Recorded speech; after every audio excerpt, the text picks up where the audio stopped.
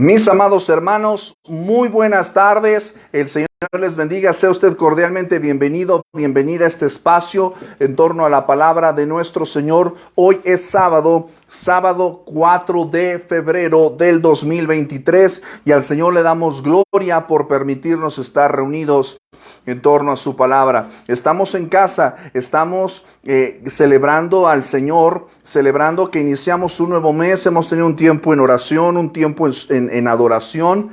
Hemos participado de la bendición de la Santa Cena, ¿verdad? Y estamos reunidos para nuestro estudio de sábado. Yo creo en el Hijo, nuestro estudio del Evangelio de Juan. Clase, ¿cómo estamos? Bien. Eso es todo, claro que sí. Así que le voy a pedir por favor que me acompañe al texto del Evangelio de Juan. Y hoy ya vamos a pasar ya de nuestro prólogo que hemos estado caminando semana con semana. Y me vas a acompañar por favor al Evangelio de Juan capítulo 1, versículos del 19 al 28. Y en lo que tú estás ahí, lo estás buscando, ¿verdad? Nos permitimos también compartir nuestras ligas con nuestros hermanos que nos acompañan desde otras plataformas. En la semana me percaté de que dentro de las estadísticas de las personas que nos están escuchando también en Holanda, ¿verdad? No sé quién está escuchando en Holanda, Netherlands o algo por ahí, Países Bajos, ¿verdad? Por ahí están escuchando pues el estudio de fundamentos de la fe y pues es una gran bendición. Mandamos también un fuerte saludo a nuestros hermanos allá en Xonacatlán, Estado de México, que ahorita pues está en pausa, ¿verdad? Usted dirá, ¿y por qué el viernes no nos hemos visto? Bueno, pues es que mis hermanos ahorita traen una situación ahí en casita de familia que requiere pues también reposo, ¿verdad? Imagínate toda la semana estar aguantando todo este relajo que andamos haciendo nosotros por acá, pues, ¿verdad? Pues entonces están ahorita ellos también un poquito en receso, pero evidentemente, sí sabes lo que va a pasar cuando regresemos, ¿verdad? Les voy a revisar el cuaderno hasta más no poder, ¿verdad? Entonces, sí, no, ustedes ya saben cómo me las gasto. Entonces, pero bueno, les mandamos un cariñoso saludo. Y sí están escuchando, nuestros hermanos que nos escuchan en América Latina, en Colombia, en Argentina, Paraguay, que nos están escuchando en Bélgica, en Holanda, ¿verdad? Yo me imagino que hay algún latino perdido por ahí, ¿verdad? Que anda buscando iglesia y que no encuentra porque pues, ¿qué crees que está pasando con Europa, verdad? Ya no hay iglesias, las únicas que hay, pues ya nada más están de adorno y ya vacías, ¿verdad? Ya las están haciendo bibliotecas y Dios sabe qué más cosas, pero qué bueno que la palabra del Señor está llegando para los que lo necesitan por aquellos rumbos. Y pues bueno, recuerde que todos los días estamos compartiendo el plan de lectura McChain, a veces un poquito tarde, debo de confesarlo, ¿verdad? Un poquito tarde, pero de que llega, ¿verdad? Estamos estudiando, estamos leyendo a través del plan de lectura McChain el Antiguo Testamento una vez, el Nuevo Testamento y los Salmos dos veces en la versión bíblica Nueva Traducción Viviente. Y he escuchado extraordinarios comentarios de que les ha gustado mucho, de que les ha bendecido esta lectura, ¿verdad?, de la Nueva Traducción Viviente. Yo espero que usted sea de bendición. El día lunes 6 de febrero, vamos a iniciar, la semana pasada les envié un audio con el prólogo, la lectura del prólogo. ¿De qué cosa, May? Los atributos de Dios, exactamente. Dije, ay, sí me la sé. Los atributos de Dios. Estamos iniciando ya nuevo audiolibro todos los lunes. Vamos a estar compartiendo la lectura del libro de Arthur W. Pink, Los atributos de Dios. Y esta semana, agárrese, vamos a estar viendo acerca de la singularidad de Dios. Así que lo va a usted tener, lo va a poder escuchar en Spotify y en SoundCloud sin costo alguno. Y bueno, todos los estudios que usted ya sabe que están disponibles para usted. Vamos al texto. Juan, el Evangelio de Juan, capítulo 1, versículos del 19 al 28. Lo vamos a leer todos juntos y nos encomendaremos al Señor en oración. Dice así la palabra de nuestro Dios. Este es el testimonio de Juan. Cuando los judíos enviaron de Jerusalén sacerdotes y levitas para que le preguntasen, ¿tú quién eres? Confesó y no negó, sino confesó: yo no soy el Cristo. Y le preguntaron: ¿qué pues? ¿Eres tú Elías? Dijo: no soy. ¿Eres tú el profeta? Y respondió: no. Le dijeron: pues ¿quién eres? Para que demos respuesta a los que nos enviaron. ¿Qué dices de ti mismo? Dijo: yo soy la voz de uno que clama en el desierto: enderezad el camino del Señor, como dijo el profeta Isaías. Y los que habían sido enviados eran de los fariseos. Y le preguntaron y le dijeron: ¿por qué pues bautizas si tú no eres el Cristo, ni Elías, ni el profeta? Juan le respondió diciendo: yo bautizo con agua, mas en medio de vosotros está uno a quien vosotros no conocéis. Este es el que viene después de mí, el que es antes de mí, del cual yo no soy digno de desatar la correa del calzado. Estas cosas sucedieron en Betábara, al otro lado del Jordán, donde Juan estaba bautizando. Mis amados, esta es la palabra del Señor. Vamos a orar. Bendito Dios y Padre, Señor, te damos gracias en el nombre de Jesús por permitirnos estar nuevamente, Señor, conectados, estar nuevamente, Señor, reunidos, Señor, físicamente. Gracias por mis hermanos, hermanas que están reunidos de manera presencial hoy aquí. Aquellos, Señor, que quizás vengan en camino. Gracias, Señor, por ellos. Y aquellos, Señor, que nos acompañan en la distancia, en la transmisión, que ven, que comparten, que reproducen, que escucharán posteriormente, sea tu palabra resonando en sus vidas y en sus corazones. Gracias, Señor, porque podemos leerla, meditarla en nuestro idioma. Gracias, Señor, por tu iglesia, Señor, porque es columna y baluarte de la verdad. Padre Santo, nos encomendamos a tu guía, tu amor y cuidado, para que nos guíes en tu palabra paso a paso y nos muestres a Jesucristo, nos muestres a nuestro Señor y Salvador, nos muestres la verdad para nuestras vidas. Ilumina nuestra mente, nuestro corazón, y que lo que aprendamos hoy, Señor, no sea solamente una lección, sino sea, Señor, un desafío para nuestro caminar cotidiano. Padre Santo, sé con tu iglesia donde quiera que se encuentre y se reúna, Señor. Donde estén tus santos, manifiéstate tú, Señor. Nos encomendamos a ti, Señor. No a nosotros sea dada la gloria, sino a tu nombre sea dada toda la gloria. Por Jesucristo nuestro Salvador. Y decimos, amén. Muy bien, pues hemos culminado la semana pasada hablando acerca de Juan el Bautista, ¿verdad? Y a manera pues muy rápida y elemental, no vamos a regresar, porque ya regresamos la semana pasada, ¿verdad? Vamos a recordar un poquito acerca de Juan el Bautista, ¿verdad? En las próximas semanas vamos a ver a lo largo de lo que resta del capítulo 1, vamos a hablar acerca del testimonio de Juan. Juan le va a dar testimonio a 3 grupos en particular. En esta ocasión vamos a ver un grupo particular al que Juan le va a dar testimonio, es decir, va a explicar acerca de quién es él y quién no es él, pero sobre todo va a apuntar hacia Cristo. Muy importante esto. La próxima semana miraremos, ¿verdad?, el testimonio que dará Juan acerca de Cristo como el Cordero de Dios.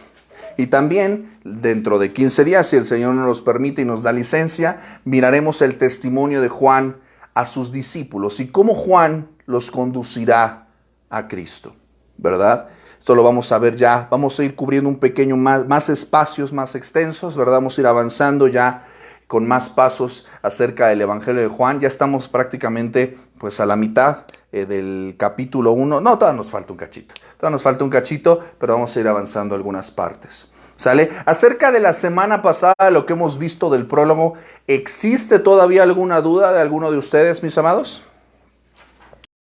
¿Dudas, preguntas del repasote que nos aventamos la semana pasada? ¿No? Bueno, muy bien, entonces ya pasamos página, ¿verdad? Seguimos adelante.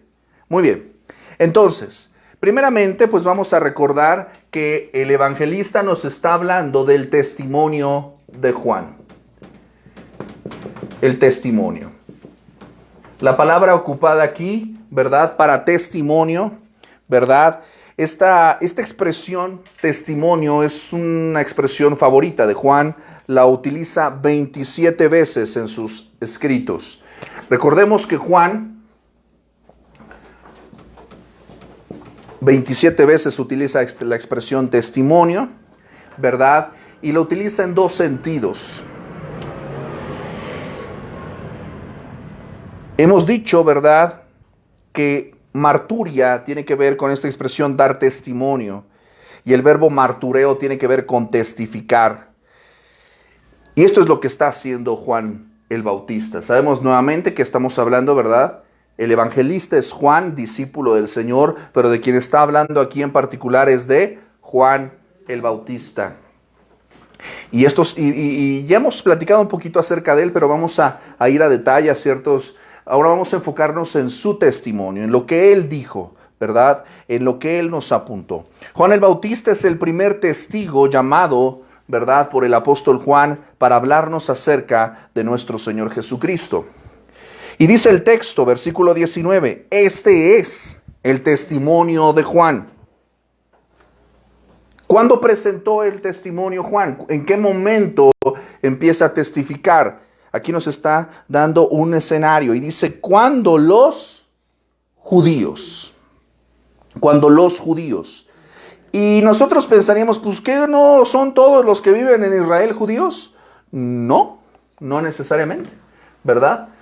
¿Alguien me puede decir a qué se está refiriendo cuando habla acerca de los judíos en particular? ¿Al grupo racial, al grupo étnico? No, porque el judaísmo es una religión, ¿verdad? Ser israelita más bien tiene que ver con la nacionalidad, ¿verdad? Ahora, bueno, a los que pertenecen a la nación de Israel se les llama israelíes, ¿verdad? Pero no todo Israel es judío. Israelí es judío. El judaísmo es una religión. Y aquí claramente, si te das cuenta, ¿qué es lo que hacemos cuando el texto no es claro? ¿Qué hacemos, clase? Ver el contexto. ¿Qué nos está diciendo el contexto? ¿Qué es el contexto acá? Sí, bueno, en la Biblia lo que está antes y después, ¿no? O sea, no está... Entonces, si tú tienes dudas acerca de a qué se está refiriendo el autor, pues tú sigues leyendo, no te sales del texto. Le preguntas al texto qué es lo que está diciendo. Y aquí dice, cuando los judíos, ¿quiénes son? ¿A qué se está refiriendo? Bueno, el término judíos, aunque es apropiado, en cierto sentido, para referirse a las personas de Israel, en la mayoría, Juan, el autor, Juan, el evangelista, se está refiriendo estrictamente a las autoridades religiosas.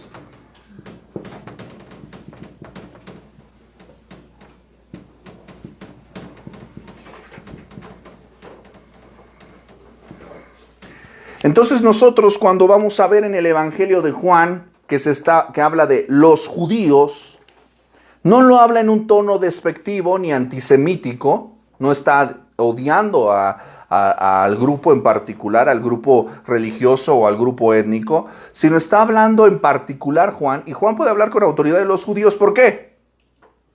Porque lo es. Pues él es judío. Pero si te das cuenta, él no se distingue. Cuando habla de los judíos, habla de un grupo ajeno a él. ¿Por qué? Porque ciertamente a lo suyo vino y los suyos no le recibieron. Y cuando habla de los suyos, está hablando de los judíos.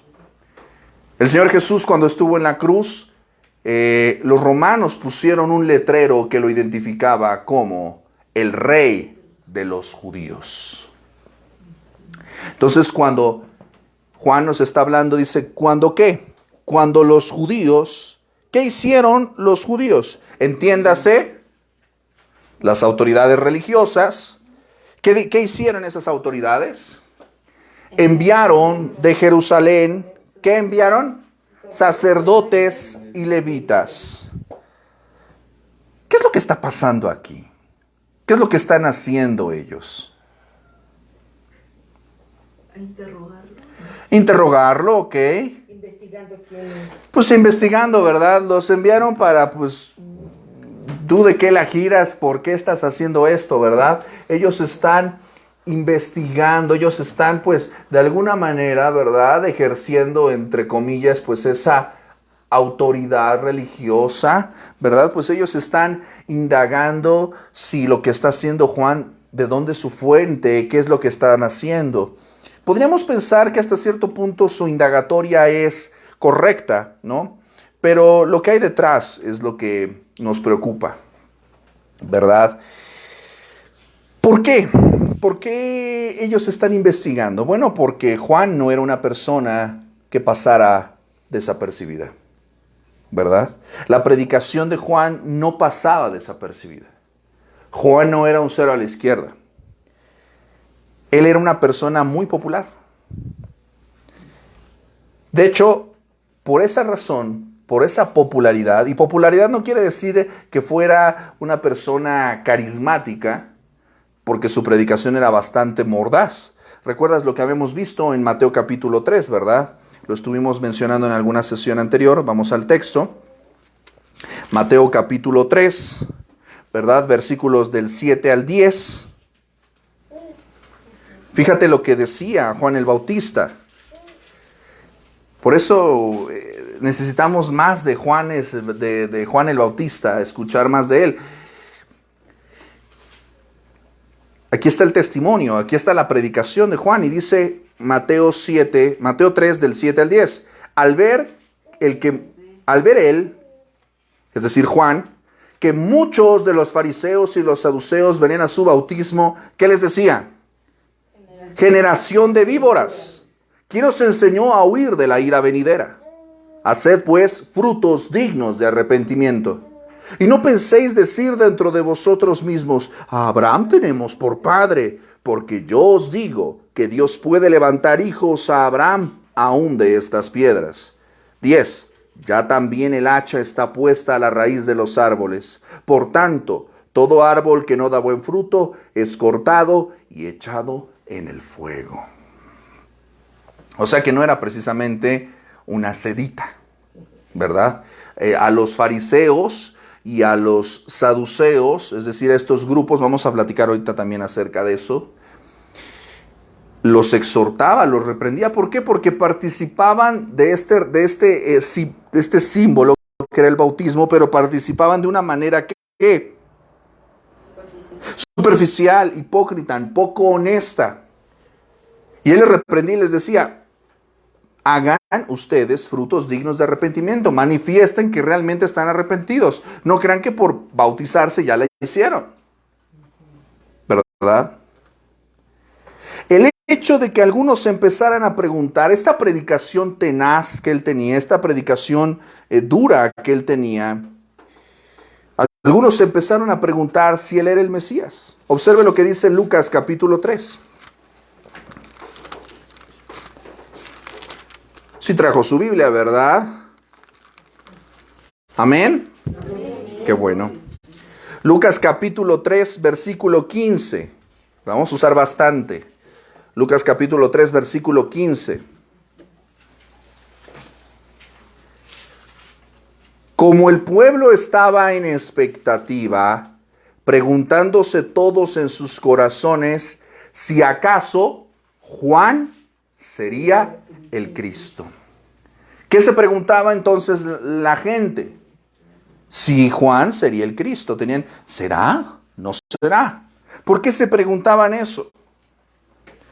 Porque ciertamente él era un predicador tenaz, carismático no en el sentido de que fuera amable, sino me refiero a que era muy popular. Muchas personas iban a él para escuchar su predicación. Las personas que fueron enviadas de Jerusalén para investigar estaban compuestas por ¿quiénes? Sacerdotes y levitas. Y más adelante, ¿verdad? Más adelante, dice el versículo de Juan 1:24, lo vimos nosotros, lo leímos hace un momento, dice, los que habían sido enviados eran de los fariseos. Ok. Esto es importante que tú lo sepas para seguirnos orientando. En los días de Jesús, existían varios grupos o sectas o denominaciones del judaísmo. En el número 1, ¿verdad? Los más conocidos eran los fariseos, ¿verdad? Te voy a platicar un poquito acerca de estos hombres. Después había otro grupo, ¿cómo se llamaban? Los saduceos, ¿verdad? Los saduceos. Hay otro tercer grupo, ¿cuál es? ¿Alguien me puede decir? Podría decirse, pero eran líneas interpretativas. Vamos a decir, los herodianos, muy bien.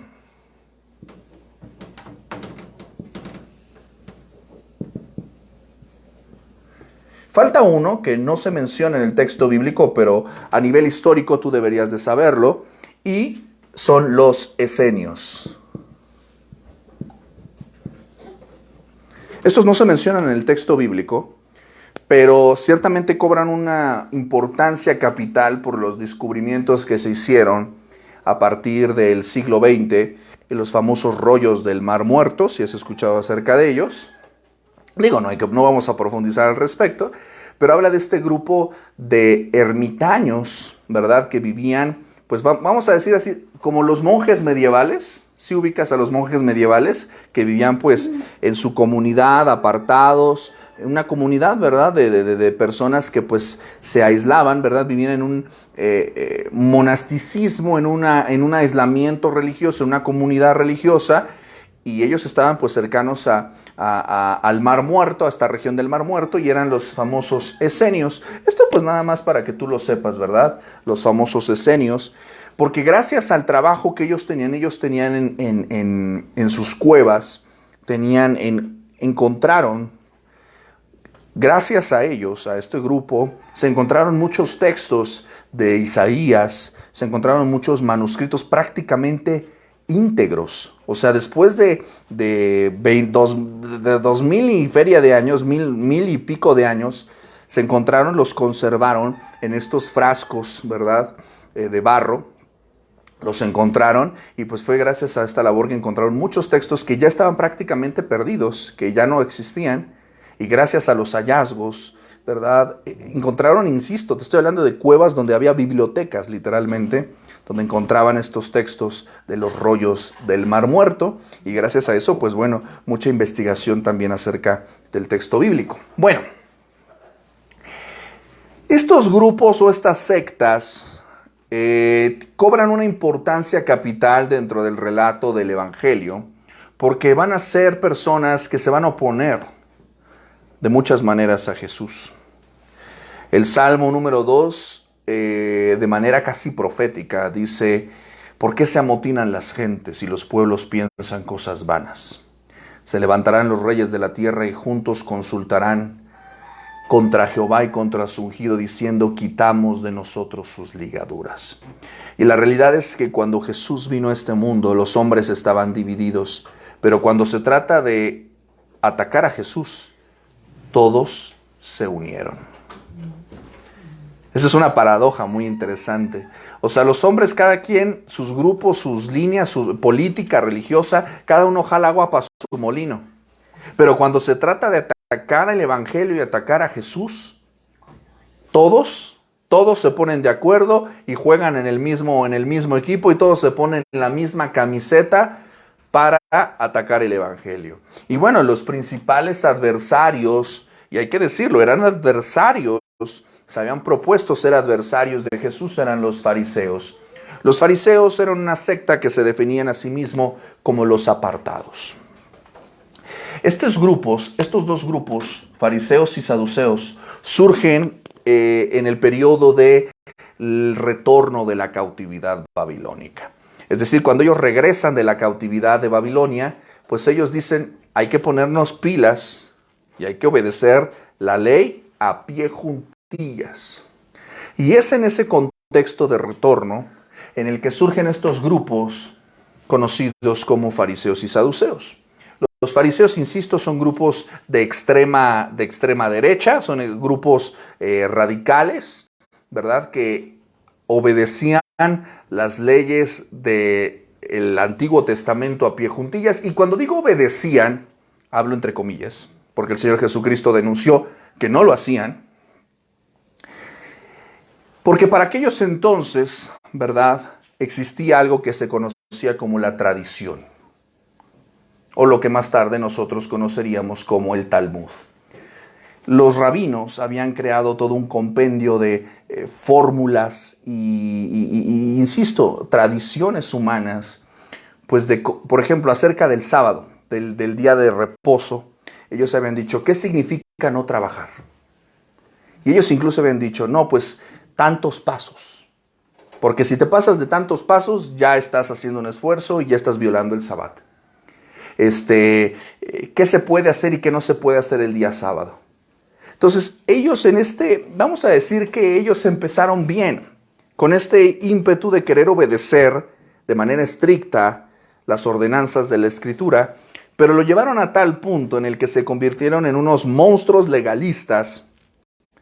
Y hay que decirlo, porque todo lo medían bajo una regla que ni ellos mismos podían cumplir. Y creaban una opresión a los demás.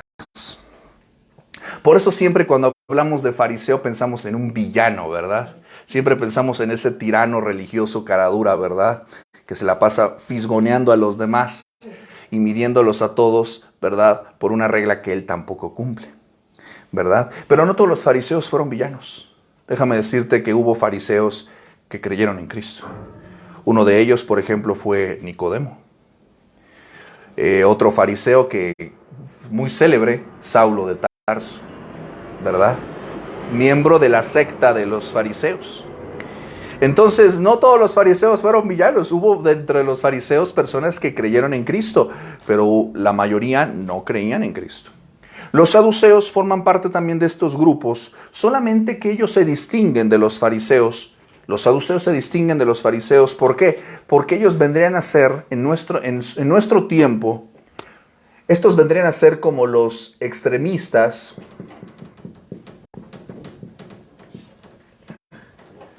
o vendrían a ser los fundamentalistas, también les llaman así, ¿no? Otro nombre para...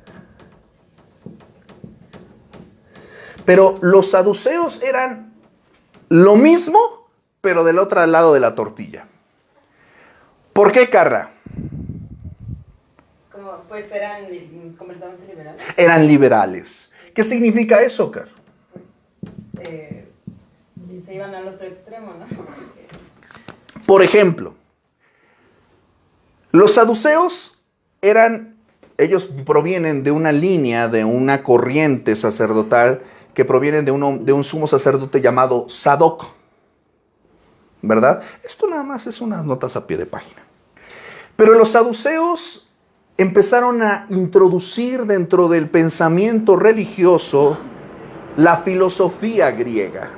Y no estoy diciendo que la filosofía griega esté mal, sino lo que estoy diciendo es que empezaron a introducir pensamientos humanistas, empezaron a corromper la palabra de Dios y a creer más en su propio razonamiento que en las Escrituras. Y te voy a poner un ejemplo. El Señor Jesús, cuando entra al templo, dice que empezaron a acercarse estos grupos religiosos a hacerle preguntas. Y los saduceos le hacen una pregunta. Señor, si una mujer se casa con un hombre y este hombre pues se muere, ella queda viuda, y obviamente pues por la legislación levítica, para que no se pierda la familia, el apellido, pues esta mujer se tiene que casar con su hermano. Se casa con el hermano, pero también muere. Y así pasa con los 7 hermanos. Ellos están presentando un escenario, un cuadro hipotético. O sea, lo que ellos están preguntando, ¿qué es? Absurdo, es tonto. O sea, una mujer que se casó con los 7 hermanos y los 7 murieron. Es que ellos no creían en la resurrección. Es al punto al que quiero llegar. Gracias. No está mal, pero es al punto al que quiero llegar. O sea, ellos le presentan al Señor Jesús una pregunta jalada de los cabellos, completamente irracional. Y la pregunta que ellos le hacen es, Señor, en la resurrección, aunque ellos no creían en la resurrección, ellos lo hacían para burlarse. En la resurrección, ¿de quién va a ser esposa? Porque pues se casó con los 7. ¿De quién va a ser esposa? ¿Te das cuenta que detrás de esa pregunta hay un sentido de burla y de sorna? Es como la gente que a ti te pregunta, por ejemplo, yo escuché esto y fíjate lo que te voy a decir y me tiemblan los labios nada más de decirlo. Me decía alguien, fíjate nada más, insisto, te lo estoy poniendo como un ejemplo grotesco de la incredulidad de la gente. Me decía alguien, cuando el Señor Jesús resucitó, ¿todavía estaban sus heridas en su cuerpo? Sí, porque incluso le dice a Tomás, toca.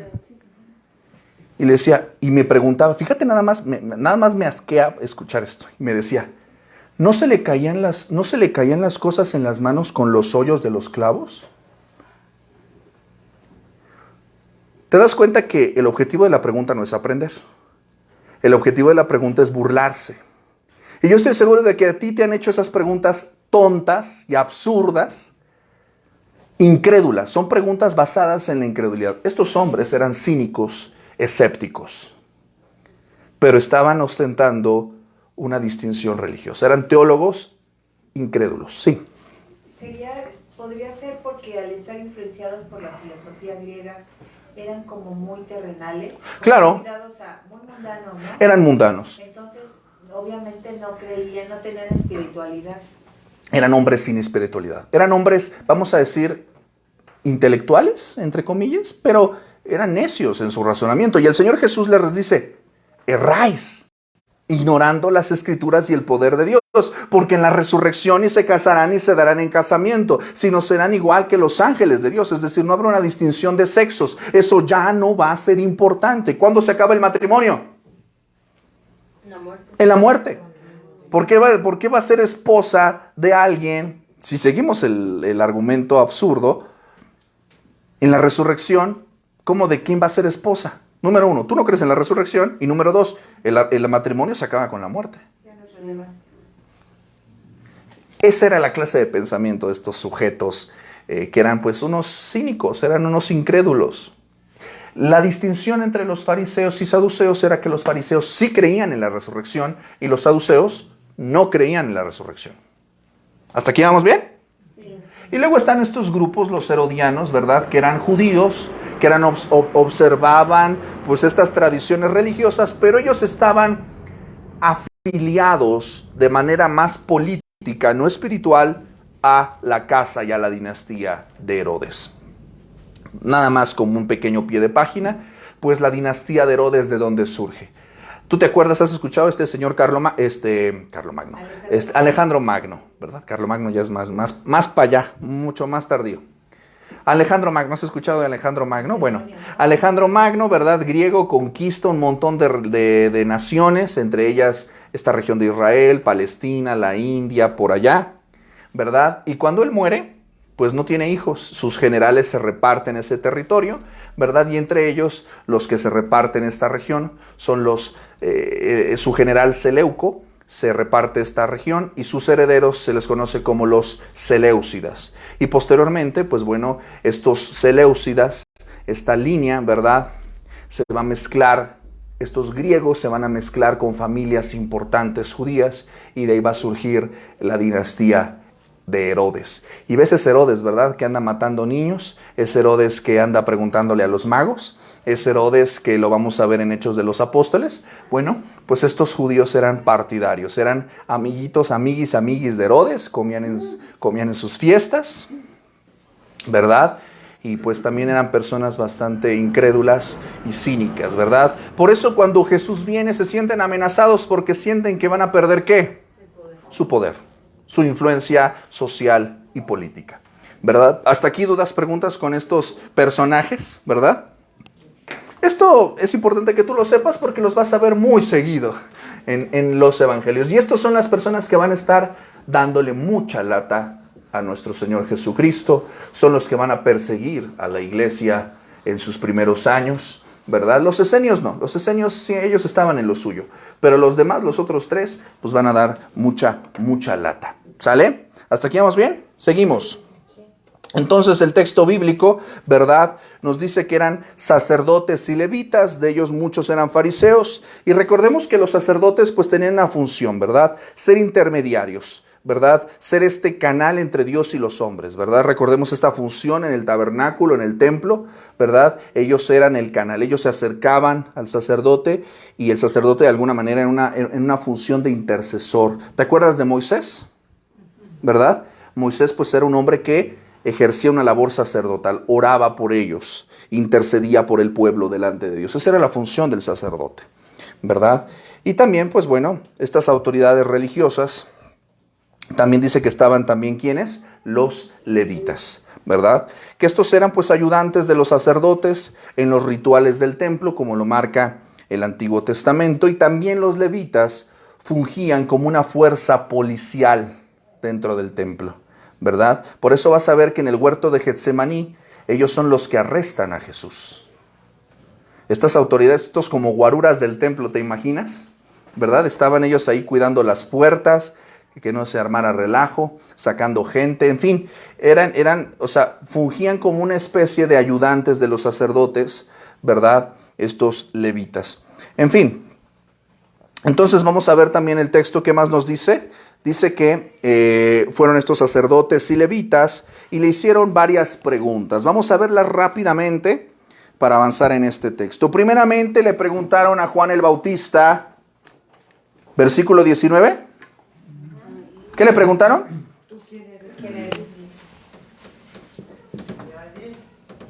¿Quién eres? No le están preguntando su nombre, sino están preguntando realmente su identidad. ¿Tú quién eres? Ahora, si te estás dando cuenta, ellos no le están preguntando si es el Cristo. Solamente le dicen, ¿tú quién eres? ¿Cuál es tu identidad? ¿Realmente eres el Mesías?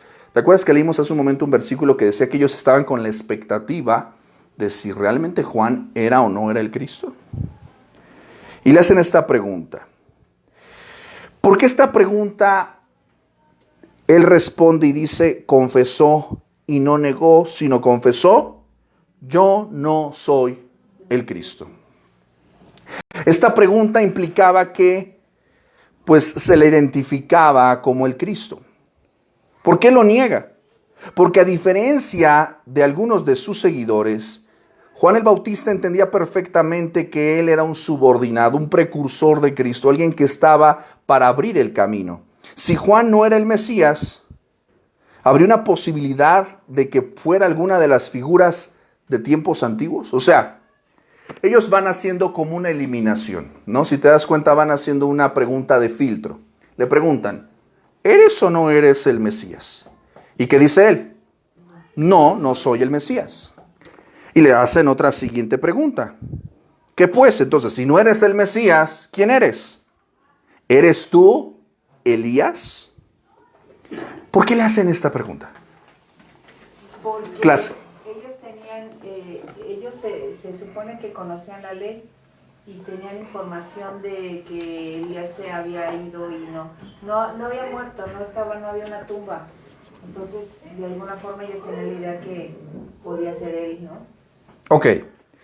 Acompáñame, por favor, a Malaquías, capítulo 3, versículo 1. Vete a Mateo y atrasito está Malaquías.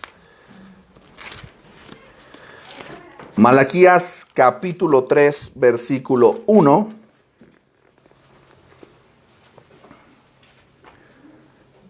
Fíjate lo que dice el texto del profeta Malaquías, Malaquías 3:1. He aquí, yo envío mi mensajero, el cual preparará el camino delante de mí, y vendrá súbitamente a su templo el Señor, a quien vosotros buscáis, y el ángel del pacto a quien deseáis vosotros.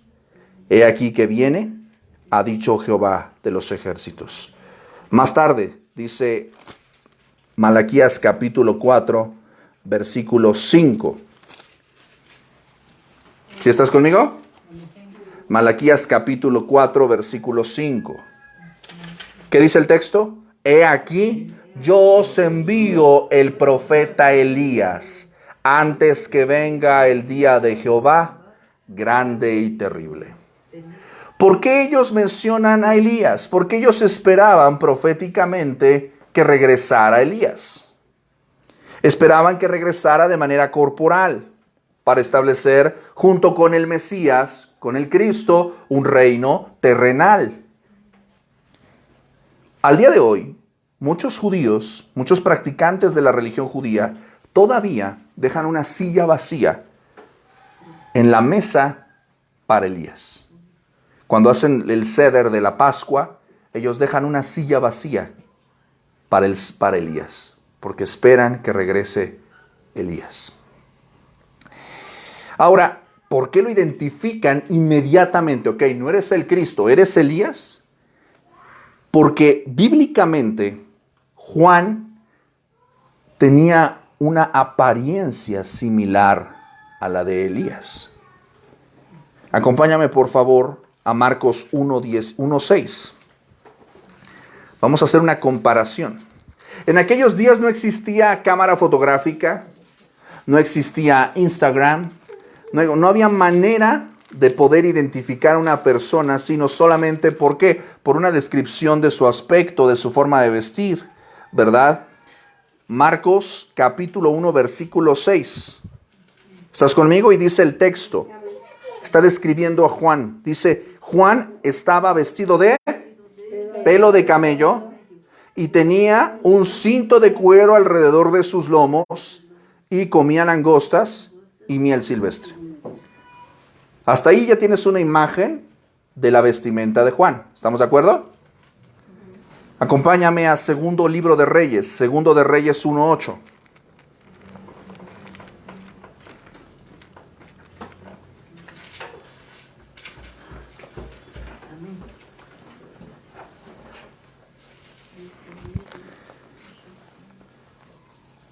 Segundo de Reyes 1:8. ¿Lo tienes ahí? Dice el texto. Y ellos le respondieron, un varón que tenía ¿qué? Vestido de pelo y ceñía sus lomos con un cinturón de cuero. Entonces él dijo, es Elías Tisbita. ¿Te das cuenta que tiene una vestimenta similar? Por esa razón ellos decían, ¿ser Elías? ¿Ser Elías? Porque había una similitud también. Obviamente su predicación, Mateo capítulo 3, versículo 2, hace un llamado. La predicación de Juan el Bautista, ¿qué llamaba?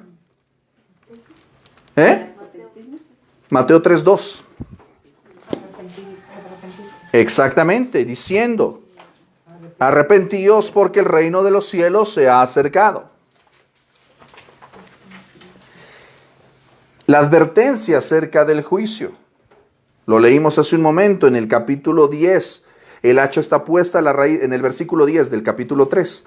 El hacha está puesta a la raíz de los árboles. Todo árbol que no da buen fruto es cortado y echado en el fuego.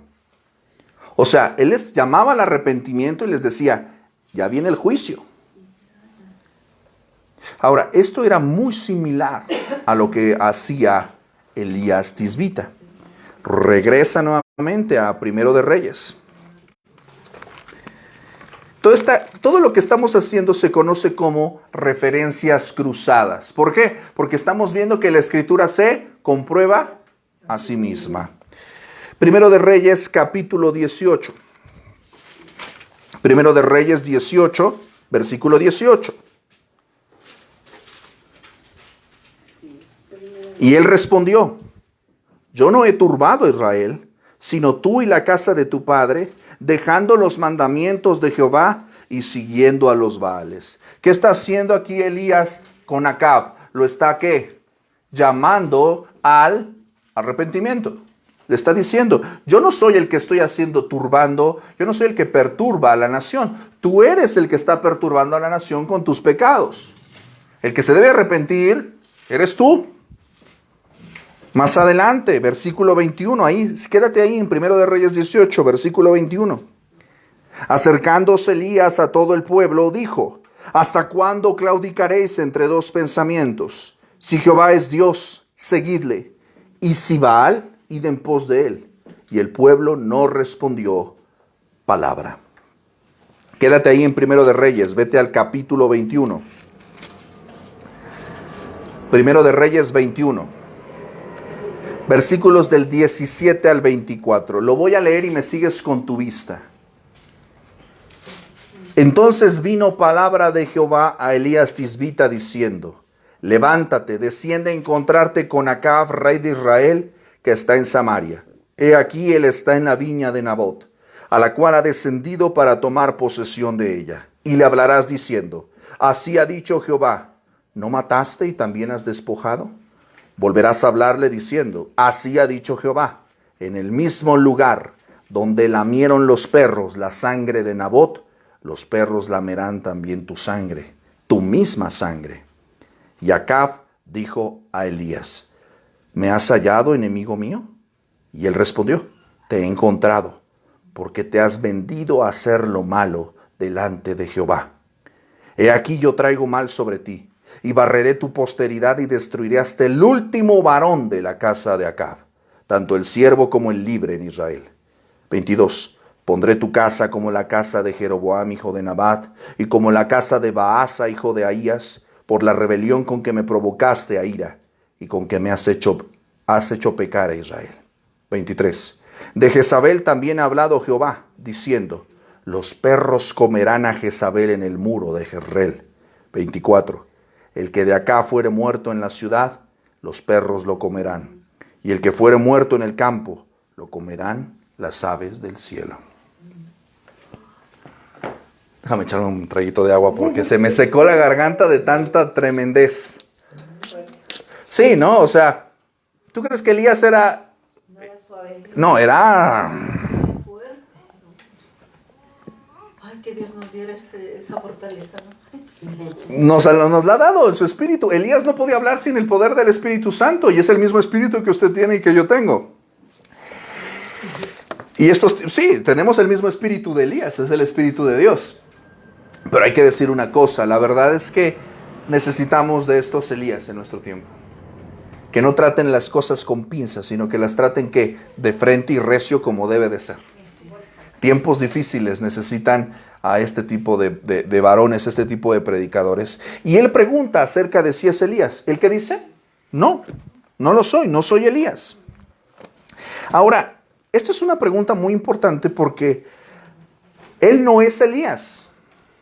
¿Estamos de acuerdo? O sea, él no era Elías que regresó del cielo, él no era Elías resucitado, reencarnado o lo que tú te imagines. Él no era Elías en el sentido literal en el que estos interrogadores pensaban que él era Elías. ¿Por qué? Y esto es muy interesante, por eso podemos darnos cuenta que dice el versículo 24 que ellos, los que eran enviados eran ¿qué? ¿De qué secta? O sea, ¿cómo podemos saber que realmente Juan nos está diciendo la verdad de que eran fariseos? Porque sus interrogadores pensaban que él era Elías, ¿qué? Resucitado. Si no fueran partidarios de la resurrección, ¿por qué creerían que sería Elías resucitado? ¿Estás de acuerdo? Sería un absurdo. ¿Hasta aquí vamos bien? Hay que ponerse filosos con esas evidencias bíblicas. Aunque en realidad Juan sí era Elías. O sea, no era Elías, pero sí era Elías. Y te voy a explicar por qué. Porque estaba cumpliendo la función como de Elías en el tiempo de Jesús. En un sentido terrenal, en un sentido literal, no era Elías. Pero en un sentido teológico, en un sentido espiritual, sí era Elías. Él estaba haciendo lo que hacía Elías en su tiempo. ¿Sí me estoy explicando? Y esta palabra no es una interpretación vacía, sino más bien es una declaración del mismo Señor Jesucristo. Mateo capítulo 17, el Señor Jesucristo lo declara. Mateo 17, claro que sí. Mateo 17, versículos del 10 al 13. Mateo 17 es el capítulo de la transfiguración. Cuando Jesús sube al monte, dice que hay dos personas que se aparecen ahí, que son Elías y Moisés. Yo sigo preguntándome todavía, ¿cómo saben los discípulos que eran Elías y Moisés? ¿Por alguna descripción en particular? ¿O por la preeminencia que estos hombres tienen dentro de la revelación bíblica? Moisés representa la ley y Elías representa la voz profética. Y en medio de ellos está Jesús. Pero cuando se baja la gloria, ellos descienden del monte con un montón de preguntas teológicas y le hacen una pregunta al Señor Jesús. Versículo 10. Mateo 17, 10. Entonces, sus discípulos le preguntaron. ¿A quién le preguntaron? A Jesús. Diciendo, ¿por qué pues dicen los escribas que es necesario que Elías venga primero? ¿Por qué? Porque ellos estaban preguntando, oye, a ver, los discípulos dicen, es que no entiendo. ¿Por qué están diciendo los escribas esto? ¿Y qué dice Jesús? Versículo 11. Respondiendo Jesús les dijo, a la verdad, Elías viene primero. O sea, no está negando que lo que dice la Escritura es verdad, no está contradiciendo la Escritura, al contrario, dice, sí, lo que dice la Escritura es verdad, Elías va a venir y viene primero. Y restaurará todas las cosas. Versículo 12. Mas os digo que Elías ya vino. Elías ya vino. Ay, ¿qué? Escupieron el café, ¿no? ¿Cuándo? Elías ya vino. ¿Pero qué pasó? Y no le conocieron, sino que hicieron con él todo lo que quisieron. Así también el Hijo del Hombre padecerá de ellos. Entonces, versículo 13, los discípulos comprendieron que les había hablado ¿de quién?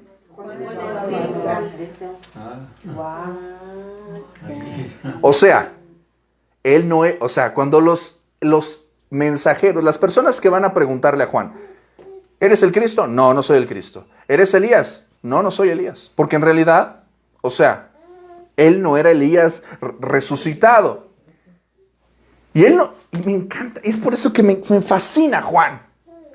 Porque Juan no se pone el título de el heraldo, el archirre contra supersiervo. Él no es el Elías, ¿no? Él no se dice, yo soy el Elías. Claro, yo soy. No, Señor. Él dice, no, yo no soy Elías. Pero el que le da ese rango, o esa autoridad, o ese simbolismo es el Señor Jesús. Dice, Él es Elías. Elías ya vino. No literalmente, ¿me explico? Ese siervo como Elías ya vino. Hicieron con él lo que quisieron. Lo decapitaron. Lo metieron en la cárcel. Hablaban pestes de él. Él era Elías. Me encanta el texto cuando es tan preciso en sus detalles específicos, en estos detalles. Entonces, en realidad no era Elías como ellos lo esperaban, pero sí era, él venía como Elías. Lucas 1:17 dice que él venía con el espíritu y el poder de Elías.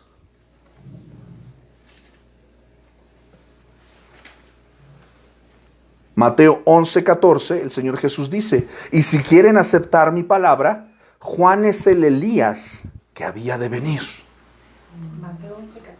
Mateo 11:14. Si queréis aceptar mi palabra, Juan es el Elías que había de venir. Entonces podemos decir en cierta forma que Juan no es el Elías que ellos esperaban, pero sí es el Elías enviado por Dios. Por favor, ¿podrías repetir la cita donde el Señor Jesús, es Mateo? Mateo 17, del 10 al 13. ¿Voy muy rápido? Un poquito. Es para que desempolven la Biblia tantito. Lo maravilloso aquí en este cruce de información, de porciones, es que comprobamos lo que hemos escuchado, de que la Biblia no se contradice, porque puntualmente el Señor inspira, a veces muy literal y a veces muy simbólicamente, pero porque tiene un objetivo. Claro. Entonces, acabamos de ver cómo con ese simbolismo, y después él lo saca a la luz cuando dice, ya vino. Él es el Elías, él es Elías. O sea, ahí no estaba hablando literalmente de la misma persona resucitada, como lo mismo, sino que en su función de... Claro. Y lo deja, nos quedamos así. Es un texto muy revelador acerca de la identidad de Elías, ¿no? Y de la contundencia que era Elías. O sea, imagínate escuchar a Juan el Bautista en aquellos tiempos. Ellos volvieron a los días de los reyes y volvieron a escuchar el poder del predicador del Monte Carmelo, de aquel hombre que desafió a los 400 profetas de Baal. O sea, ese hombre tan rudo, tan valiente. O sea, hoy en día tú y yo, y te voy a poner este ejemplo grotesco si lo quieres ver así, tú y yo no nos pararíamos en la marcha LGBT a predicarles, porque ¿qué van a hacer? Tú sentirías que se me van a venir encima. Sí, seguramente. Y sí, claro que sí. Pero este hombre, o sea, tenía el poder de Dios y estaba tan seguro de que a quien representaba, que él decía, vamos a hacer una prueba, a ver cuál es el Dios verdadero. Ustedes échenle ganas a su holocausto y yo le voy a echar ganas al mío, y el que descienda fuego del cielo, ese es el Dios verdadero. Es más, échenle agua al mío, échale 3 pipas del mío. Y nosotros conocemos la historia. Pero tú y yo lo leemos como un cuadro de escuela dominical, pero cuando lo trasladamos a nuestros tiempos, eso requiere tener los pantalones de cuero de pelo de camello muy bien fajados. Y este hombre, y si te das cuenta, lo curioso de Juan el Bautista y de Elías es que detrás de todo, el poder de estos hombres no estaba en sí mismos. Por eso decía mi hermana, yo quisiera ser como el espíritu. Sí, lo tenemos. El mismo espíritu de Juan, el mismo espíritu de Elías, lo tenemos nosotros. Que Dios nos dé ese valor para predicar el evangelio. Y esa humildad para reconocer que solamente somos, ¿qué? Esclavos. Eso me parece fantástico, porque el único que tiene autoridad para decir, este hombre es Elías, es el Señor Jesucristo. Y Él es el que le da el título. Juan no dice de sí mismo, yo soy. No soy, yo soy como Elías. No, era su carácter el que lo distinguía como Elías. Leon Morris, el comentarista bíblico, describe acerca de Juan y dice, ningún hombre es lo que es a sus propios ojos. En realidad, él solo es algo en cuanto a cómo Dios le conoce. Más adelante, Jesús igualaba a Juan con el Elías de la profecía de Malaquías, pero eso no implica que Juan estuviera consciente de la verdadera posición. Jesús confiere a Juan su verdadero significado. Ningún hombre es lo que él piensa que es. Es solo lo que Jesús sabe que es. Fin de la cita. Me encanta. ¿Nos repite la referencia? Es Leon Morris, es comentarista bíblico del Evangelio de Juan. Entonces, realmente nosotros no somos lo que nosotros nos creemos. Somos lo que Dios dice que somos. Me encanta eso. El concepto en el que Juan se tiene a sí mismo y el concepto en el que el Señor lo tiene a él. Elevado, superior. O sea, Juan yo creo que jamás pudo imaginarse que el Señor iba a decir eso. Jamás, jamás. Volvemos al Evangelio de Juan. Y le dicen, versículo 21. ¿Ya se aburrió? No. Versículo 21. Le preguntaron, ¿qué puede ser esto, Elías? Dijo, no soy. Le hacen otra pregunta. ¿Eres tú el profeta? Y respondió, no. ¿A qué se refieren? O sea, ok, no eres el Cristo. Ya nos quedó claro que no eres el Cristo. Ok, no eres Elías. Ok. ¿eres tú el profeta? Moisés. Exactamente. Ellos se están apuntando, si te das cuenta, están haciendo como un descartado, un filtro. Están descartando realmente quién es Juan el Bautista. Y le preguntan quién es el profeta. Y evidentemente ellos están apuntando al Antiguo Testamento y están apuntando a Moisés. Acompáñame a Deuteronomio capítulo 18. Está padre, ¿no? Deuteronomio capítulo 18. Y este es un versículo, este es un pasaje que yo quiero animarte a que leas posteriormente. Porque hoy en día, y lo hemos hablado en sesiones anteriores, en nuestra cultura moderna y en el cristianismo vacío, banal, superficial, dicen que todavía hay profetas. Pero yo quiero que mires este texto de Deuteronomio y pruebes y examines. Esta es la regla por excelencia para medir a cualquier profeta. Y los profetas del Antiguo Testamento, desde Isaías a Jeremías, Ezequiel, Daniel, Oseas, hasta Malaquías, Juan el Bautista, incluso el Señor Jesús, cubren los requisitos de este capítulo. Fíjate lo que dice Deuteronomio 18, versículos del 15 al 18. Y voy a leer un poquito más para que entiendas a lo que me estoy refiriendo. Profeta de en medio de ti, de tus hermanos, como yo, te levantará Jehová tu Dios. A él oiréis. ¿Quién está escribiendo esto? Clase. ¿Quién está escribiendo este texto? Moisés. Está escribiendo Moisés. Moisés está empuñando la pluma. Moisés está diciendo, profeta de en medio de la congregación, de tus hermanos, como yo, está hablando en primera persona, o sea, como yo, te levantará Jehová tu Dios. Y a ese profeta dice, a él oiréis. Conforme a todo lo que pediste a Jehová tu Dios en Horeb el día de la asamblea, diciendo, cuando estaban al pie del monte, en el fuego, en el trueno, en la oscuridad, y no querían acercarse al monte porque había un terror santo, porque Dios estaba en el monte mientras el Señor descendía con su ley a Moisés. ¿Y qué pidieron en ese día de la asamblea? Versículo 16. No vuelva yo a oír la voz de Jehová mi Dios, ni yo vea más este gran fuego. ¿Para qué? No muera. O sea, ¿qué estaba diciendo el pueblo? Dios es tan santo, o sea, lo que vimos es tan estremecedor que definitivamente no cualquiera se puede acercar al monte de Dios, solamente un hombre santo, solamente un hombre escogido. En este caso, Moisés. Por eso Moisés es el hombre que está en la presencia de Dios y después él va al pueblo y les dice, esto dice el Señor. ¿Por qué? Porque si ustedes quieren ver al Señor cara a cara, se van a morir. ¿Sí estamos de acuerdo? Versículo 17. Jehová me dijo, han hablado bien en lo que han dicho. O sea, lo que están diciendo es cierto. 18. Profeta les levantaré. Está hablando el Señor. Profeta les levantaré de en medio de sus hermanos. ¿Te das cuenta cómo cambia la retórica? En el versículo 15, Moisés está escribiendo, hablando en primera persona. Profeta en medio de ti, de tus hermanos, como yo te levantará Jehová tu Dios. Está escribiendo al pueblo.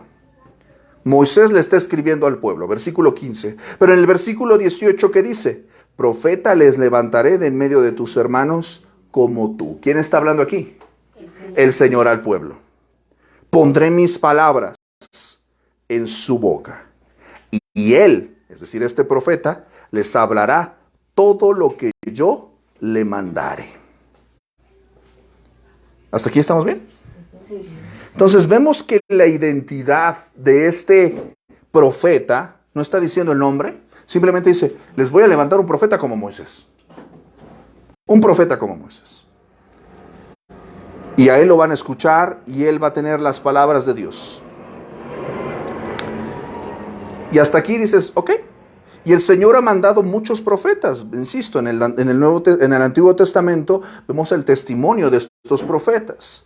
Ahora, ¿cómo sabemos que estos profetas son profetas? ¿Cómo sabemos que Dios los envió? ¿Cómo sabemos que el Señor puso palabras en su boca? Continúa leyendo. Versículo 19. Mas a cualquiera que no oyere mis palabras, que él hablar en mi nombre, yo le pediré cuenta. O sea, si tú no escuchas lo que dice el Señor a través del profeta, aguas.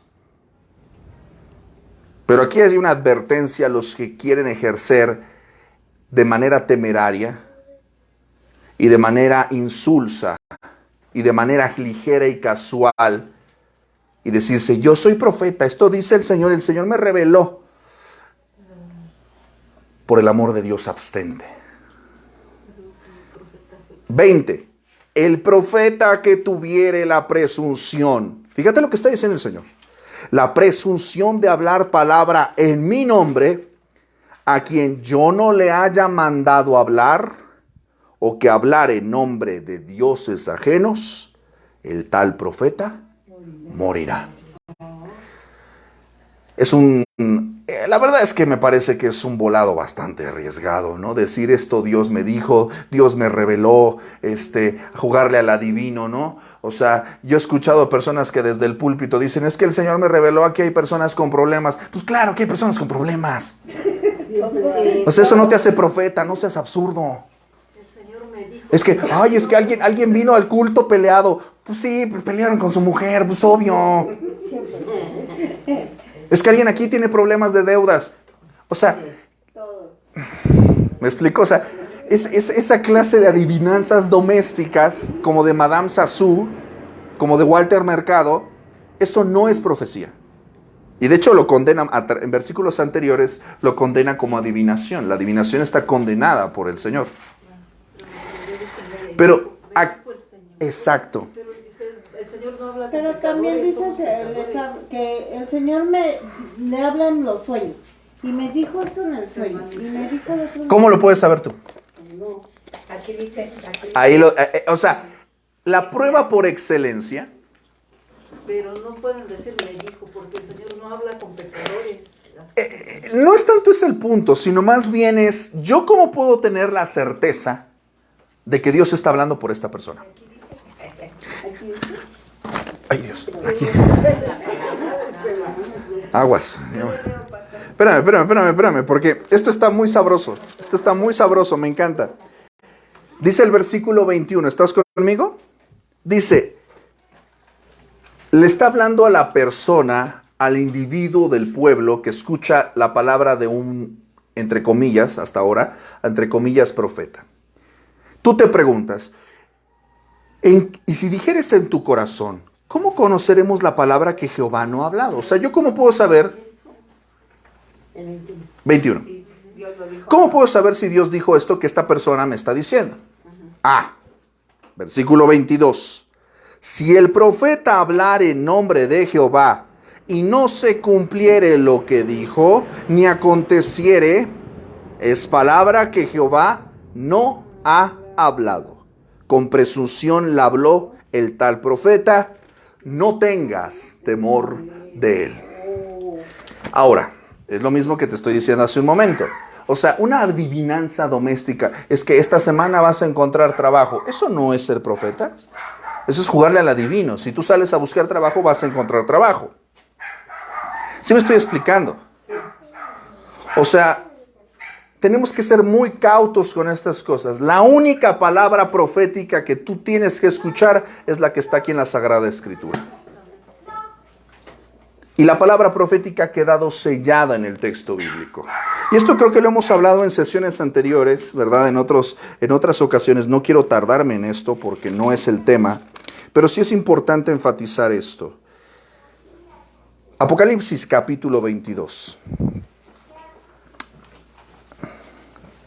Apocalipsis 22 habla de la seriedad. Cuando ya el canon de las Escrituras quedó cerrado. Cuando ya los 66 libros de la Biblia quedaron culminados. Cuando toda la revelación bíblica quedó completa. Cuando ya no se necesita más. Esto me dijo el Señor, esto me reveló otro sueño, tuve una visión. No, Señor. La palabra profética que ahora en nuestros tiempos nosotros debemos escuchar está en este bendito libro. ¿Cuál es la evidencia? La evidencia está clave. Apocalipsis 22 dice el versículo 18. Yo testifico a todo aquel que oye las palabras de la profecía de este libro. Si alguno, ¿qué dice? Añadiere a estas cosas, Dios traerá sobre él las plagas que están escritas en este libro. 19. Y si alguno quitare de las palabras del libro de esta profecía, Dios quitará su parte del libro de la vida y de la santa ciudad y de las cosas que están escritas en este libro. Y la firma indeleble es el que da testimonio de estas cosas, dice, ciertamente vengo en breve. O sea, aguas. El Señor no hace amenazas en vacías y no firma cheques nada más porque sí.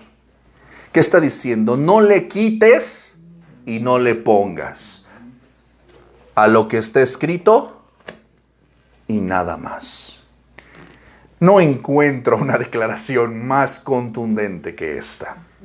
Y el Señor Jesucristo siempre estuvo diciendo, Isaías me encanta y dice en Isaías capítulo 8, a la ley y al testimonio. Si no dicen lo que está escrito, no les ha amanecido. El Señor reprendió a los judíos, a los escribas, a los fariseos. Les dijo, ¿no han leído? Erráis ignorando las escrituras. El gran tropiezo de la iglesia de nuestros tiempos y de muchas personas que son creyentes o que se dicen ser creyentes es porque ignoran la palabra profética. Aquí está la palabra profética. Aquí está lo que Dios quiere decirnos. Y la pregunta entonces, le preguntan a Juan, ¿eres tú el profeta? ¿Eres tú? No. Ahora, después de estas preguntas, versículo 22, dicen, bueno, no eres el Cristo, no eres Elías, no eres el profeta que Moisés nos dijo.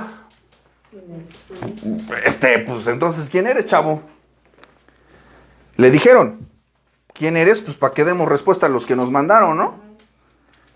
Y aquí está la pregunta, ¿qué dices de ti mismo? ¿Qué dices de ti mismo? Ellos necesitaban una respuesta para poder regresar y responder. Y la respuesta de Juan, desde luego yo creo que era no la que estos enviados esperaban escuchar. En lugar de afirmar, fíjate lo que dice, en lugar de afirmar Juan que es alguien importante, en lugar de reafirmar su autoridad, él hace una declaración maravillosa en el versículo 23. Él dijo, yo soy la voz de uno que clama en el desierto. Enderezad el camino del Señor, como dijo el profeta Isaías. Juan el Bautista no está hablando en su propia palabra. Él está citando las Escrituras. No habla de sí. O sea, sí habla de sí mismo, pero lo usa. Me encanta porque Juan no se inventa una frase, no dice algo célebre acerca de sí mismo. Él dice, pues yo solo soy lo que dice la Escritura. Hasta Juan se apegaba a las Escrituras. Juan se apegaba a la Escritura y dice, Isaías dice, o sea, yo sé que yo soy solamente una voz que clama en el desierto. Una voz en medio de la soledad y la aridez, en medio de lo rocoso y desordenado, en medio de lo inhabitado, donde nadie me va a escuchar. ¿Qué es lo que está diciendo Juan? Yo no soy importante. Yo no soy importante. Yo solo soy un... Perdón, y insisto, Juan no tiene nada sagrado. O sea, Juan, insisto, es un hombre. Él se entendía a sí mismo como un hombre. O sea, él era una voz que hablaba en el desierto. Insisto, era, ¿cómo decirlo? Es que no podré decir un merolico porque no, la realidad es que no era un merolico, no era una voz así a lo tonto. Él era claramente un heraldo, era un mensajero. Nuevamente, Leon Morris, en su comentario acerca del Evangelio de Juan, dice, y cito: lo interesante de la cita es que no da preeminencia alguna al predicador. Él no es una persona importante. No es más que una voz. Y esto es interesante en contraste a la referencia de Jesús en Juan, que lo define como el Verbo. Juan define a Jesús como el Verbo, pero Juan define a Juan como una voz. Más aún, es una voz con un solo mensaje: enderecen el camino del Señor. Es un llamamiento a estar listos porque la venida del Mesías está cerca. Fin de la cita. ¿Te das cuenta del concepto que tenía Juan de sí mismo? Decía, yo solo soy una voz. Yo solamente soy un mensajero. Yo solo soy el cartero. Yo solamente soy un obrero. Yo nada más soy un esclavo. Pero qué grandeza de corazón, qué gran revelación tenía su corazón, porque tenía la certeza de saber que era solo la voz, pero que además iba a clamar, o sea, que no iba a ser escuchado. O sea, eso yo creo que es muy revelatorio de lo que Dios le había permitido. Pero lo maravilloso y lo que podemos tú y yo aprender de Juan es este concepto, esta humildad grandiosa, esta humildad extraordinaria. C.S. Lewis en su libro Mero Cristianismo habla acerca del gran pecado, el pecado que hizo caer a los ángeles y los convirtió en demonios: el orgullo. Y tú y yo, ciertamente, yo estoy seguro de que en algún momento nos pisan los callos y nos hablan feo y nos contestan como no debemos, o nos critican, nos difaman, nos hablan en baja estima, y inevitablemente te ofendes. Pero nos ofendemos, ¿sabes por qué? Porque todavía tenemos un concepto muy alto de nosotros. El día que te deje de importar, de verdad, de corazón, no de palabra, el día que realmente te deje de importar lo que preguntan de ti, lo que dicen de ti, de verdad debemos alcanzar. ¿Por qué no somos importantes? No porque no seamos amados por Dios. Juan fue amado por Dios. Ve el concepto en el que Jesús tenía a Juan, pero él ni por aquí le pasaba. Él no estaba quejándose, él no estaba buscando un puesto, un título, él no estaba buscando eso, él simplemente estaba buscando hacer la chamba que le encargaron, ser una voz que clama en el desierto. Y evidentemente, pues sabrás tú, ¿verdad?, de dónde nosotros nos inspiramos para iniciar este ministerio, ¿verdad? El objetivo no es la importancia, o el objetivo no es la fama o la audiencia. Pudiera parecer que sí, pero la realidad es que no.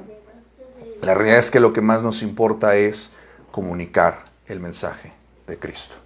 Lo demás es lo de menos. Quiero culminar con esta observación, con este cierre maravilloso. Entonces, le dicen en el versículo 25, si no eres, ¿por qué bautizas si no eres el Cristo, si no eres Elías, si no eres el profeta? ¿Con qué autoridad haces lo que haces? Juan les respondió nuevamente diciendo, yo bautizo con agua. Si te das cuenta, él dijo, pues yo solamente estoy haciendo algo perfectamente, insisto, no es importante. O sea, no es importante en el sentido de que no está llamando la atención sobre mí mismo. Juan, fíjate lo que dice en el versículo 26. Yo bautizo con agua, mas en medio de vosotros está uno a quien vosotros no conocéis. Este es el que viene después de mí, el que es antes de mí, del cual yo no soy digno de desatar la correa del calzado. ¿Qué es lo que está diciendo Juan? Yo solamente estoy haciendo, ¿qué? Mi trabajo. No existe bíblicamente un antecedente del bautismo. Es a partir de Juan el que nosotros lo conocemos. ¿Por qué practicamos nosotros el bautismo? Porque el Señor Jesucristo reivindicó la labor de Juan. Jesús participó del bautismo. Y el bautismo, insisto, no existía, no tiene presencia bíblica hasta el Nuevo Testamento. Lo único que existía, el único lavado que se usaba era para los prosélitos. ¿Qué es un prosélito? Una persona que se convertía del paganismo, una persona no judía, no israelita, que se quería hacer judía. Cuando una persona se quería hacer judía, tenía que sumergirse en esta agua, en este lavado ritual. ¿Qué es lo que estaba haciendo Juan con el bautismo? Estaba llamando a la nación de Israel, a aquellos que todavía no se habían arrepentido, los estaba llamando a hacerse discípulos del reino, a nuevamente lavarse de sus pecados. Por eso la predicación era el llamado al arrepentimiento. Si te das cuenta, el Nuevo Testamento constantemente nos dice, no todo el que se dice ser israelita, lo es. No todo el que se circuncida, pertenece al pacto. No todo el que dice ser cristiano, lo es. Necesita haber arrepentimiento. Y el Señor Jesús participó de esto, dándole la importancia al ministerio de Juan. Pero no solamente esto, sino Jesús antes de ascender a los cielos, en la gran comisión les dice, id y predicar el evangelio, dice, enseñándoles y bautizándolos. Y vamos a ver el testimonio de la iglesia primitiva en Hechos de los Apóstoles, constantemente, ¿qué? Bautizando. El bautismo es una señal de testimonio, es una señal de compromiso, es una señal de una transición de muerte a vida, de que hemos muerto al mundo, muerto al pecado y ahora somos personas vivas para Dios. Por eso Juan dice, yo no soy importante, yo solamente soy una voz que está dando un mensaje y yo solamente estoy haciendo un trabajo, los llamo al arrepentimiento, yo solamente los bautizo con agua. Hasta ahí. Pero, entre ustedes hay uno que bautizará con, ¿qué dice? Hay uno que es después de mí, hay uno que es en medio de vosotros hay uno que no conocéis. a quien ustedes no conocen. Evidentemente él sí lo conoce. Y él está enfatizando lo que hemos visto en semanas anteriores, la importancia, el que viene después de mí es antes de mí, él es primero. Y habla de la magnificencia. Yo no soy digno de desatar la correa del calzado. Yo no soy un esclavo lo suficiente. Esta labor de desatar la correa del calzado era la labor del esclavo más bajo, del más vil. Dice, yo no llego a ese rango. No le puedo yo desatar la correa del calzado. ¿Qué es lo que podemos aprender de aquí para culminar con esta sesión del día de hoy? Que debemos de preparar nuestro corazón. Nuestra identidad no está en lo que los demás dicen de nosotros. Nuestra identidad no está en lo que los hombres dicen de ti por tu reputación o tu fama. Tu identidad está en aquello que tú eres delante de Dios y nada más. Lo que te distingue no es, insisto, tu habilidad o tu carisma, sino lo que te distingue es lo que Dios ha depositado en ti, esos dones. Quizás realmente nosotros no somos importantes. Nosotros no somos importantes. Preocupémonos realmente de que somos conocidos por Dios. Y que nuestra labor está haciendo realmente una bendición y un impacto para otras personas. La profecía de Isaías se estaba cumpliendo en la vida de Juan el Bautista. Otra cosa de la que podemos aprender de este texto es que Dios no miente. La palabra de Dios es viva y eficaz. La palabra de Dios es verdadera. Elías sí vino en la persona de Juan. El Señor cumple su palabra. Y la realidad es que muchas veces cuando Dios cumple su palabra, no la cumple de la manera en la que nosotros esperamos. Ellos esperaban ver a ese Elías desafiando esperaban a que Juan desafiara a los romanos en el Monte de los Olivos y que descendiera fuego y que los consumiera a todos los gentiles. Pero no vieron un hombre en el desierto que comía langostas y miel silvestre. A veces la obra de Dios se está haciendo, pero no como tú esperas y no como tú crees. Pero se está haciendo, porque sus pensamientos no son como nuestros pensamientos y sus caminos no son como nuestros caminos. A veces tú piensas que lo que estás haciendo no es relevante, no es importante, y probablemente así sea. Pero lo que te debe de ocupar no es eso, sino simple y sencillamente hacer la voluntad de Dios. Así como Juan, a lo largo de toda la historia de la fe ha habido muchos hombres y mujeres que probablemente estaban ocupando un puesto pequeño, pero gracias a ese puesto hubo bendición en el reino. Jeremías estuvo 40 años predicándole al pueblo de Israel y no se convirtió en nadie. Pero más tarde el profeta Daniel vería la veracidad de las palabras de Jeremías. El Señor cumplió su palabra y nos llevó a juicio. ¡Wow! Dios no hace las cosas como tú quieres. Él siempre las va a hacer como Él quiere.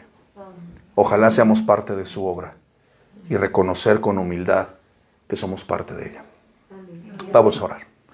Bendito Dios y Padre, te damos gracias, Señor, por este texto, por tu palabra en esta noche, Señor, que habla a nuestras vidas y a nuestros corazones. Y gracias por el testimonio de Juan el Bautista, Señor, que nos recuerda que no somos importantes, sino somos importantes en la medida en la que tú fijas tus ojos en nosotros y tú nos usas. Señor, fija tu mirada en nosotros. Señor, úsanos para tu gloria. Permítenos servirte, Señor, de la manera que tú quieras y como tú lo desees. Padre Santo, manifiesta tu obra, Señor. No para que nuestros ojos se deleiten ni para que nuestro orgullo se hinche, sino para que tu nombre sea glorificado. No importa si nunca alcanzamos las metas que nosotros esperamos, mientras la voluntad tuya, que está definida y escrita, se cumpla, estaremos satisfechos. Padre Santo, gracias por tu palabra, prospérala y hazla carne en nuestras vidas. Señor, nos despedimos, Señor, en tu paz, en el nombre de Jesús y en su nombre decimos, amén. Mis amados, pues gracias a Dios por este tiempo de estudio que hemos estado teniendo el día de hoy. Recuerda que nos vemos el próximo sábado, ¿verdad? Si este mensaje ha sido de bendición para usted, compártalo con sus amigos y familiares. Síganos a través de las redes, ¿verdad? Usted lo puede ver esto en Facebook, YouTube, SoundCloud y Spotify. Clase, ¿cómo estamos? Bien. Ya bien cansados, ¿verdad? Y bueno, vamos a despedirnos. Nos vemos toda la semana, ¿verdad? Con el plan de lectura McChain.